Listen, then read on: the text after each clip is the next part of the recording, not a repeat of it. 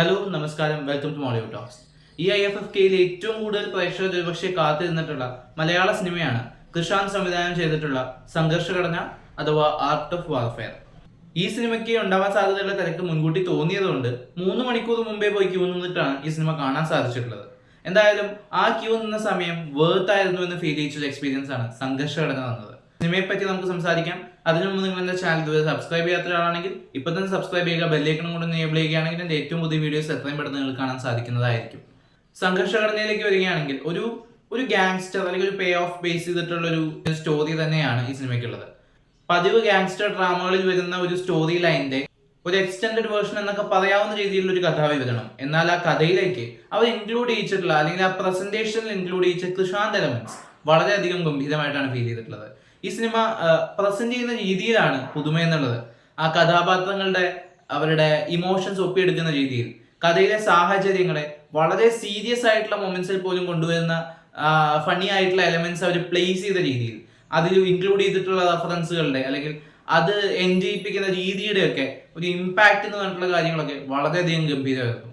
കൃഷാന്ത് എന്ന സംവിധായകൻ ഓരോ സിനിമയ്ക്ക് ശേഷവും കൂടുതൽ ഞെട്ടിച്ചുകൊണ്ടിരിക്കുകയാണ്. ആ നിലയിലേക്ക് തന്നെയാണ് അദ്ദേഹത്തിന്റെ 4ാമത്തെ സിനിമ സംഘർഷഘടനയും വരുന്നത്. ദ ആർട്ട് ഓഫ് വാർ എന്ന ലോക പ്രശസ്തമായിട്ടുള്ള ഒരു പുസ്തകത്തിലെ കോട്സിനെ വെച്ചാണ് ഈ ഫുൾ കഥ അവർ നറേറ്റ് ചെയ്യുന്നത്. പല മൊമെന്റ്സിലും ഒരു രണ്ടുപേർക്കിടയിൽ വരുന്ന പ്രശ്നം അല്ലെങ്കിൽ രണ്ട് കൂട്ടർക്കിടയിൽ വരുന്ന പ്രശ്നം, ഇതിലേക്ക് ഇൻവോൾവ് ആവുന്ന മറ്റുള്ള ആളുകൾ, ഇത്തരത്തിലുള്ള കാര്യങ്ങളെയൊക്കെ ആ ഒരു പുസ്തകത്തിലെ റൂൾസും അതിൽ പറഞ്ഞിട്ടുള്ള ഇൻഫർമേഷൻസും കാര്യങ്ങളും ഒക്കെ ആയിട്ട് ബ്ലെൻഡ് ചെയ്ത് കൊണ്ടുപോയ രീതി വളരെ വ്യത്യസ്തമായിട്ടുള്ള അനുഭവമായിരുന്നു. അതിൽ തന്നെ ഏറ്റവും ഗംഭീരമായി തോന്നിയിട്ടുള്ളത് എഡിറ്റിംഗ് ആണ്. ഒരിടത്ത് പോലും ഒരു ഷോട്ട് പോലും കൂടുതലായും തോന്നിപ്പിക്കാതെ വളരെ എൻഗേജിംഗ് ആയ സിനിമയെ മുന്നോട്ട് കൊണ്ടുപോയതിൽ എഡിറ്റിംഗ് വഹിച്ചിട്ടുള്ള പങ്ക് ചെറുതൊന്നുമല്ല. ക്യാമറ ഡിപ്പാർട്ട്മെന്റിന് ഏറ്റവും കൂടുതൽ കൈയടി കൊടുക്കേണ്ടത് ഇതിന്റെ ലൈറ്റിംഗ് ഒക്കെ ചെയ്തിട്ടുള്ള രീതിക്കാണ്. അതുപോലെ കളർ ഗ്രേഡിംഗ് ആയാലും ഈ സിനിമയുടെ ടോട്ടൽ ടെക്നിക്കൽ സൈഡ് ഒരുമിച്ചെടുത്ത് പറയുകയാണെങ്കിൽ വളരെ പെർഫെക്റ്റ് ആയിട്ട് തന്നെ അവർ ചെയ്തിട്ടുണ്ട് പറയാണ്ടിരിക്കുന്നു. വലിയ ക്യാൻവാസ് ഒന്നുമല്ല, വളരെ കുറഞ്ഞ ക്യാൻവാസിൽ വളരെ ഗ്രൗണ്ടഡ് ആയിട്ടുള്ള കുറെ സംഭവങ്ങളൊക്കെ അതിഗംഭീരമായിട്ടാണ് ഇവർ എടുത്തു വെച്ചിരിക്കുന്നത്. ഒരു ബിഗ് സ്ക്രീൻ എക്സ്പീരിയൻസ് ഡിമാൻഡ് ചെയ്യുന്ന കുറെ മൊമെന്റ്സ് ഈ സിനിമയിൽ വരുന്നുണ്ട്. അത് മാസ് മൊമെന്റ്സോ അങ്ങനെയുള്ള കാര്യങ്ങളോ ഒന്നുമല്ല. എന്നാൽ ഒരു സിനിമയുടെ സോളിനെ നമുക്ക് എക്സ്പീരിയൻസ് ചെയ്യാൻ സാധിക്കുന്ന രീതിയിൽ ഒരു ബിഗ് സ്ക്രീൻ ഡിമാൻഡ് ചെയ്യുന്ന കുറെ സീക്വൻസുകൾ ഈ സിനിമയിൽ എനിക്ക് അനുഭവപ്പെട്ടിട്ടുണ്ടായിരുന്നു.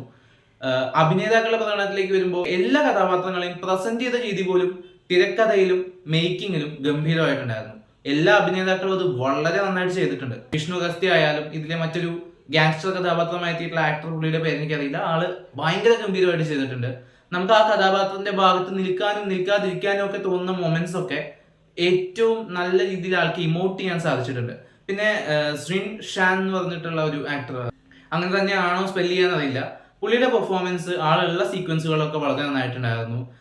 പിന്നെ ഇതിൽ വളരെ റിനോൺ ആയിട്ട് അല്ലാത്ത കുറെ ആക്ടേഴ്സ് ഉണ്ട്, പ്രത്യേകിച്ച് പോലീസുകാരായിട്ട് വരുന്ന ആർട്ടിസ്റ്റുകൾ. അവരുടെ ചെറിയ ഡയലോഗ്സ് ഒക്കെയാണ് ഇതിലെ വളരെയധികം ചെരി വളർത്തിയിട്ടുള്ള മൊമെന്റ്സ് ഉണ്ടാക്കിയിട്ടുള്ളത്. വളരെയധികം ഓർഗാനിക് ആയിട്ട് വരുന്ന കൗണ്ടേഴ്സും സൈലൻസിലൂടെയൊക്കെ ഉണ്ടാക്കിയിട്ടുള്ള ഹ്യൂമർ വളരെയധികം നന്നായിട്ട് ഫീൽ ചെയ്തു. അത്തരത്തിൽ ചിരിക്കാനും വളരെയധികം എൻഗേജിംഗ് ആയിട്ട് ഇത് കാണാനും സാധിക്കുന്ന സിനിമയാണ് സംഘർഷഘടന.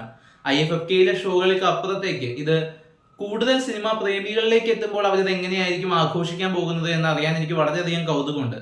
ഇതൊരു തിയേറ്ററിക്കൽ റിലീസ് വരികയാണെങ്കിൽ തീർച്ചയായിട്ടും വർക്ക്ഔട്ട് ആവാൻ സാധ്യതയുള്ള ഒരു സിനിമയായിട്ടാണ് എനിക്ക് ഫീൽ ചെയ്തിട്ടുള്ളത്. ഈ സിനിമയുടെ ടോട്ടൽ കഥയിലേക്ക് വരുമ്പോൾ അവർ ആ കഥയിലെ ഈ ആളുകൾക്കിടയിൽ ഉണ്ടാകുന്ന പ്രശ്നങ്ങളും ഗ്യാങ് വാറുകൾ എന്നൊക്കെ പറയാവുന്ന സംഭവങ്ങളും ഇതിന്റെ ആഫ്റ്റർ എഫക്ട്സും ഒക്കെ അതിന്റെ ശരി തെറ്റുകളെ അളന്ന് പരിശോധിക്കുകയല്ല ചെയ്തിട്ടുള്ളത്. പകരം ആ ശരി തെറ്റുകളെ നമുക്ക് കാണിച്ച് മനസ്സിലാക്കി തരികയാണ് ചെയ്യുന്നത്. അതൊക്കെ എനിക്ക് പേഴ്സണലി വളരെ നന്നായിട്ട് ഫീൽ ചെയ്തിട്ടുണ്ടായിരുന്നു. ഈ സിനിമ എല്ലാ ഓഡിയൻസിനും ഇഷ്ടപ്പെടുന്ന ഒരു സിനിമയായിട്ടാണ് എനിക്ക് ഫീൽ ചെയ്തിട്ടുള്ളത്. ഈ സിനിമ നിങ്ങൾ കണ്ടവരാണെങ്കിൽ സിനിമയെക്കുറിച്ചുള്ള അഭിപ്രായങ്ങൾ കമന്റ് ബോക്സിലൂടെ രേഖപ്പെടുത്തുമെന്ന് വിശ്വസിക്കുന്നു. സിനിമ നിങ്ങൾ കാണാത്തവരാണെങ്കിൽ ഈ സിനിമ തിയേറ്ററിക്കലി OTT എങ്ങനെയായാലും റിലീസായിട്ട് വരുമ്പോൾ തീർച്ചയായിട്ടും എടുത്ത് കണ്ടു നോക്കുക, വേർത്ത് വാച്ച് ആയിരിക്കും. അപ്പോൾ ഈ വീഡിയോ നിങ്ങൾക്ക് ഇഷ്ടപ്പെടുന്നു വിശ്വസിക്കുന്നു. ഇഷ്ടപ്പെട്ടെങ്കിൽ ചാനൽ സബ്സ്ക്രൈബ് ചെയ്യുക, വീഡിയോ ലൈക്ക് ചെയ്യുക, സപ്പോർട്ട് ചെയ്യുക. എന്തെങ്കിലും പ്രശ്നം നിങ്ങൾ നോട്ടീസ് ചെയ്യുകയാണെങ്കിൽ അത് കമന്റ് ബോക്സിലൂടെ അറിയിക്കാൻ ശ്രമിക്കുക. നമുക്കിനി മറ്റൊരു വീഡിയോയുടെ വീണ്ടും കാണാം. ബൈ.